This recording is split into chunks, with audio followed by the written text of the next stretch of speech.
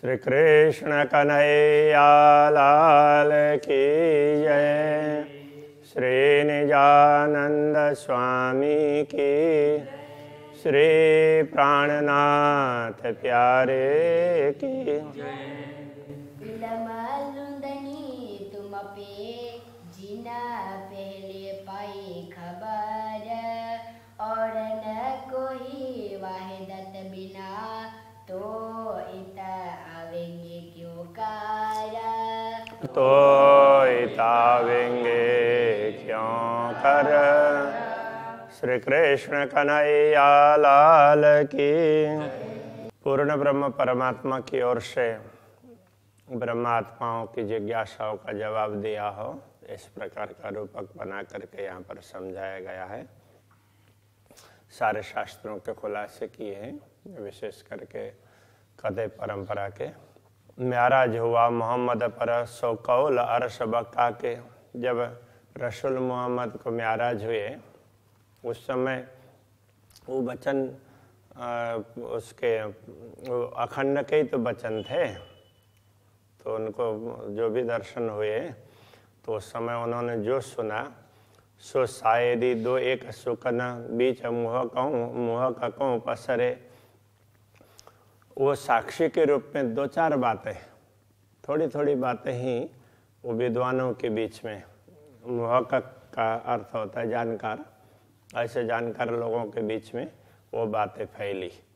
बाकी जो मूल बातें थी वो तो रह गई, वो तो बताई नहीं उन्होंने।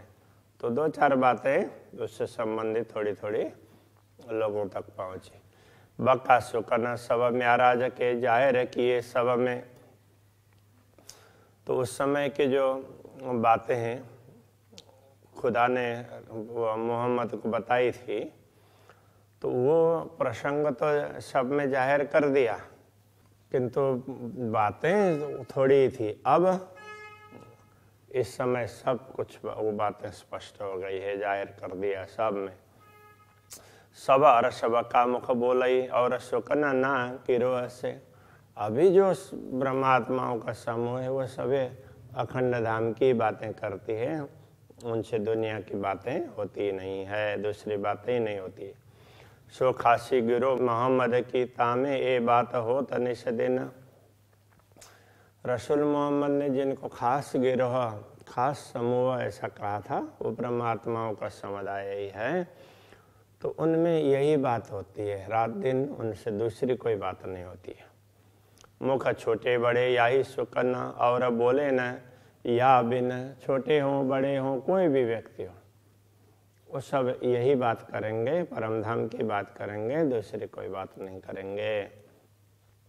बक्का शब्द सब मुख के, बक्का शब्द मुख सब के, सो इल्म सब में गया पसर। सभी अखंड की बात कर रहे हैं, ऐसा लगता है कि ब्रह्म ज्ञान सब में फैल गया है। शब्द फना को न देवे पैठने, इसलिए वो झूठे शब्द, नश्वर जगत की बातें अपने अंदर घुसने ही नहीं देते हैं अपने दिमाग में। ऐसा किया बखत रूहों आखर। तो ब्रह्म आत्माओं ने आत्म जागृति के समय में, आखिर के समय में इस प्रकार का व्यवहार किया। शब्द फना गए रात में, किया बक्का शब्दों फजर। जितने नश्वर जगत के शब्द थे वो तो सारे वो ये तो रात के अज्ञान के हैं, ऐसे करके वो एक तरफ रह गए। और किया बक्का शब्दों फजर। अखंड धाम के वचनों ने फिर ब्रह्म ज्ञान का प्रभात कर दिया। कुफर अंधेरी उड़ गई। कुफर भ्रम, कुफर अंधेरी अंधकार, ये सब मिट गया। बोल पाइए न बक्का बगैर। तो अखंड के बिना कोई भी वचन नहीं मिलते हैं, सभी अखंड की बात करेंगे, नश्वर झूठ की बात कोई नहीं करेंगे। तो अज्ञान की बातें सब चली गई। एक कया था अबल रसूल इताए, ये बात रसूल ने पहले ही आकर के कह दिया था ऐसा होगा बोल करके। सो रूहे रूह अल्लाह इमाम फजर करी बनाए। तो अभी जो रूहा अल्लाह और इमाम आकर के उन्होंने फज्र कर दिया, ब्रह्म ज्ञान का प्रभात कर दिया।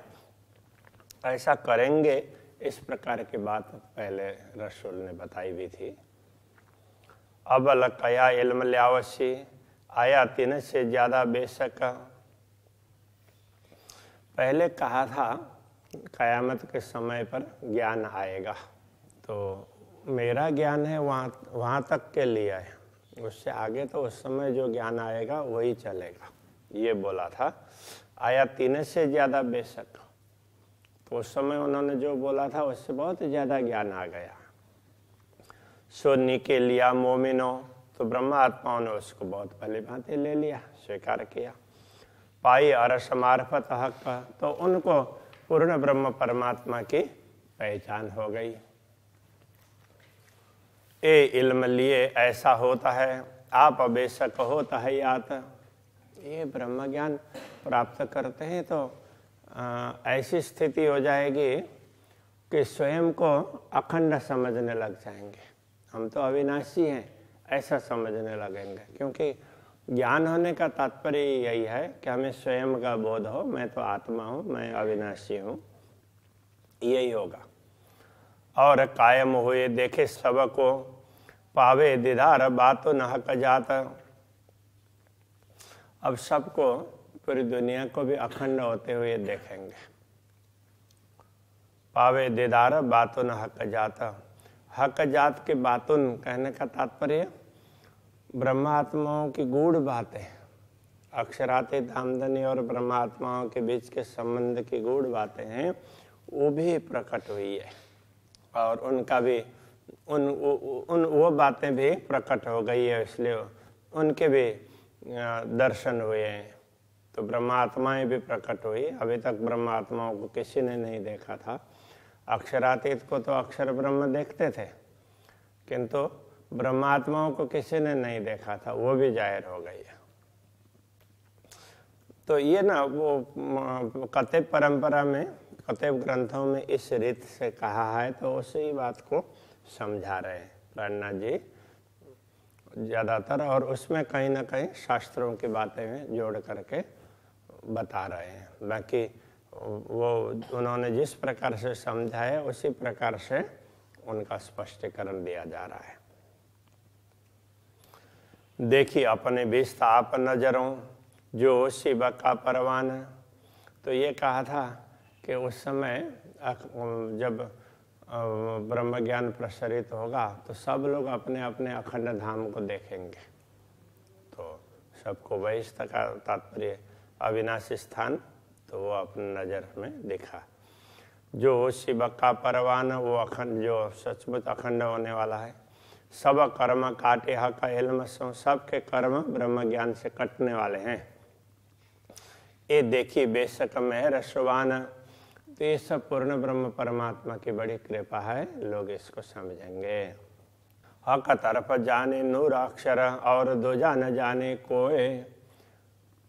परम पूर्ण ब्रह्म परमात्मा की दिशा, उसको तो अक्षर ब्रह्म जानते हैं, और बाकी कोई उनके विषय में जानता ही नहीं है।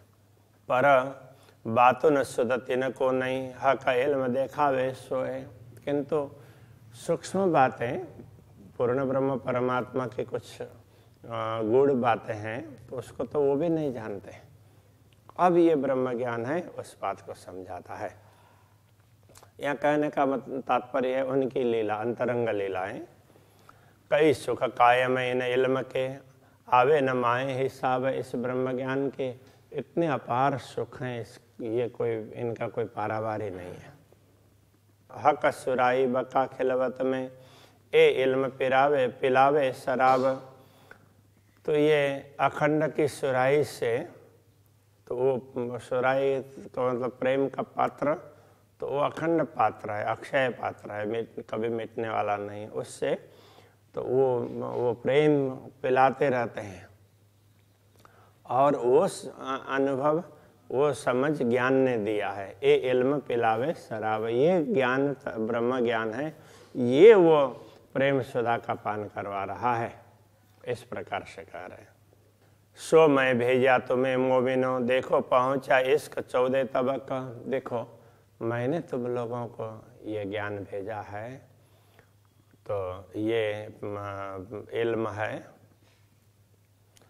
तो ये मैंने भेजा है, और मैंने अपना प्रेम भी तुम लोगों को समझाया है, तो पूरे 14 लोक में तुम्हारे कारण ये प्रेम फैला है। ऐसा इश्क मेरा तुम सो इनमें जरा पाइए न जरा शक। तो मेरा प्रेम तुम लोगों के साथ में ऐसा है कि इसमें कोई संदेह नहीं है। ये बातें उस प्रकार से खुदा ने समझाई है, इस प्रकार रसूल ने थोड़ी थोड़ी बातें बताई थी, उसका स्पष्टीकरण यहाँ पर किया है। यूँ किया वास्ते ईमान के आवे आखर रूहन। ये सब ईमान के लिए किया है, विश्वास के लिए, ताकि आखिर में ब्रह्म आत्माएँ आएँ और वो बताएं, वो समझें और वो सबकी साक्षी दे दें। सो आए हुआ सबों रोशन जाए रबका रस दिन। तो ब्रह्म आत्मा आई तो ब्रह्म ज्ञान दुनिया में फैला, परम धाम का प्रेम भी फैला, सब कुछ दुनिया में प्रकाशित हुआ। तो जाहिर बका रस दिन, अखंड दिन वो जाहिर हुआ। कहने का तात्पर्य अखंड को समझने लगे। अबल से बीच अबल तरफ पाई न बक्का की। सृष्टि के आदिकाल से लेकर के अभी तक कभी अखंड की बात नहीं हुई थी। किसी को भी परमात्मा परमधाम कहाँ है, परमात्मा किधर है, वो पता नहीं था।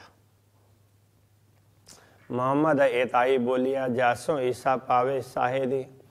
रसूल मोहम्मद ने भी उतना ही कहा जिससे सदगुरु श्री देवचंद्र जी महाराज को साक्षी मिले।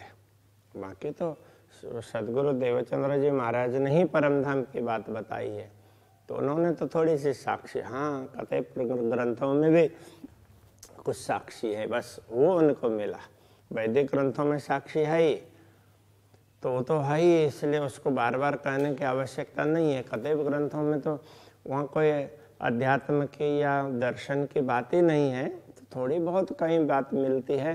तो एक बच्चा भी कोई अच्छी बात कर दे कभी, तो उसको बार बार उल्लेख कर देंगे, देखो ये बच्चा भी इतना समझ रहा है, तो तुम लोग बड़े होकर के क्यों नहीं समझते हो। इस तरह से बार बार उदाहरण दिया जाता है, इसलिए ये कतई ग्रंथों की साक्षी बार बार दी जा रही है।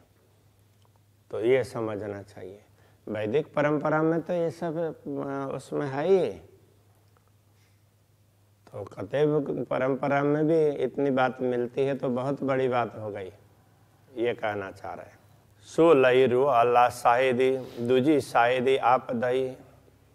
तो रो अल्लाह ने, सदगुरु ने ये कतई ग्रंथों की साक्षी दी और दूसरी साक्षी स्वयं दे दी। देखो मैंने स्वयं देखा है।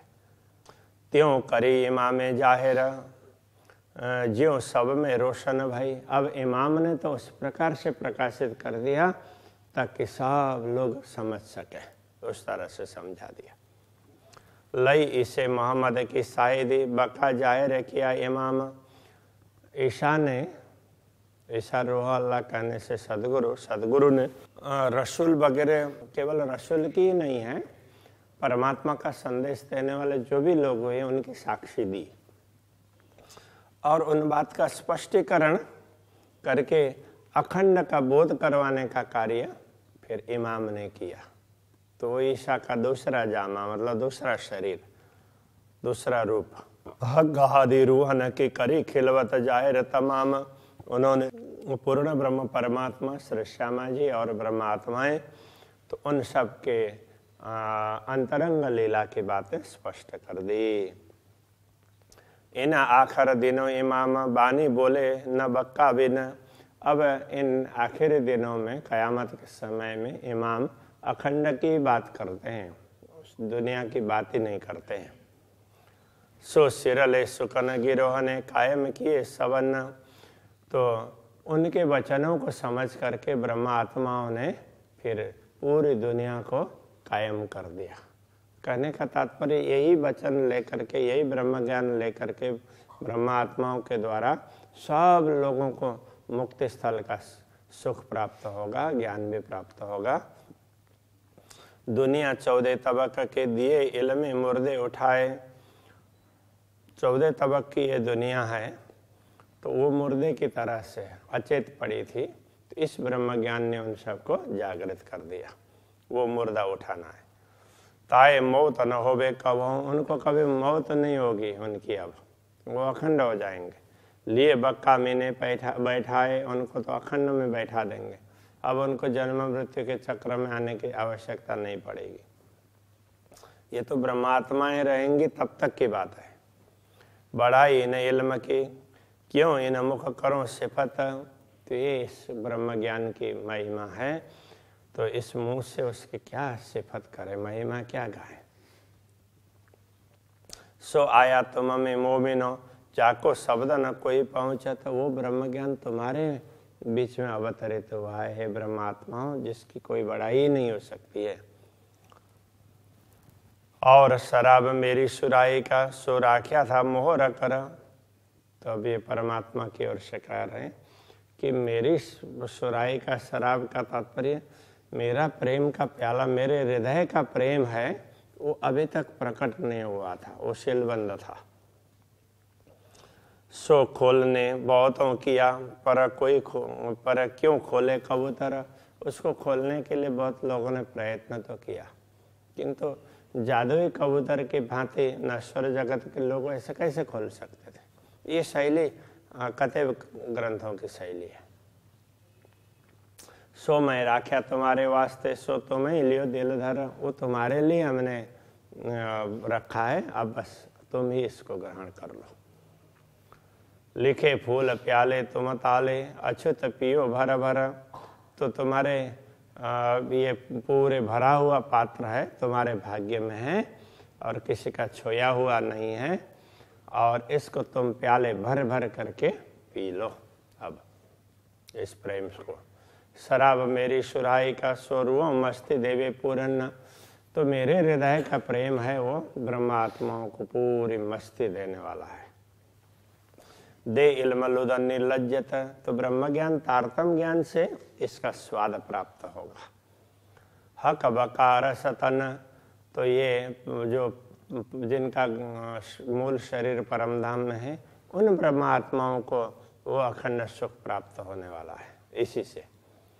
बाकी तो ब्रजरास में भी उनको प्रेम तो मिला ही था, तो उनका स्वाद नहीं ले पाए, जो जागनी में ब्रह्म ज्ञान के माध्यम से स्वाद लेंगे, ये कहने का तात्पर्य है।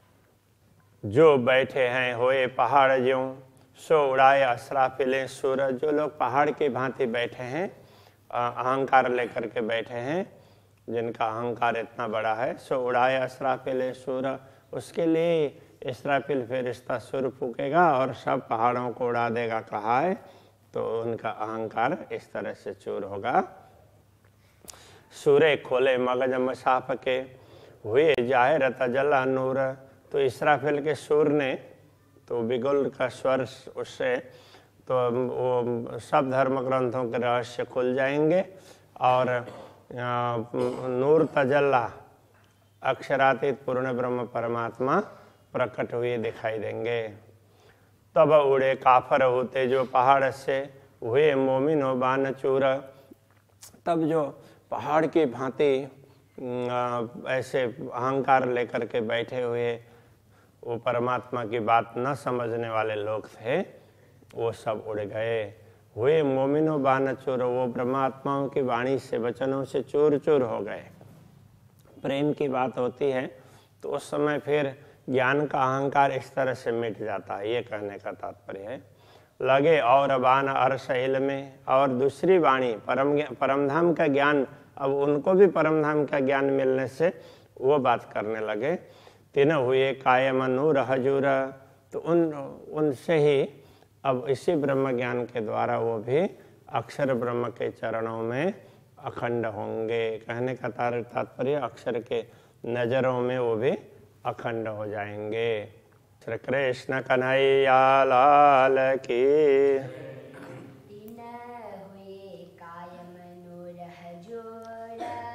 तीन हुए कायम नूर हजूर।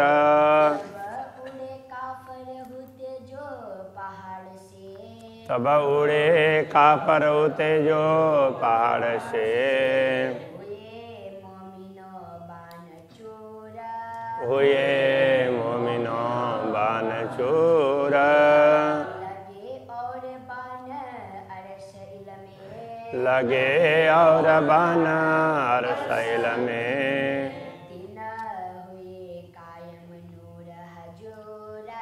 दिन हुए कायम नूर हजूरा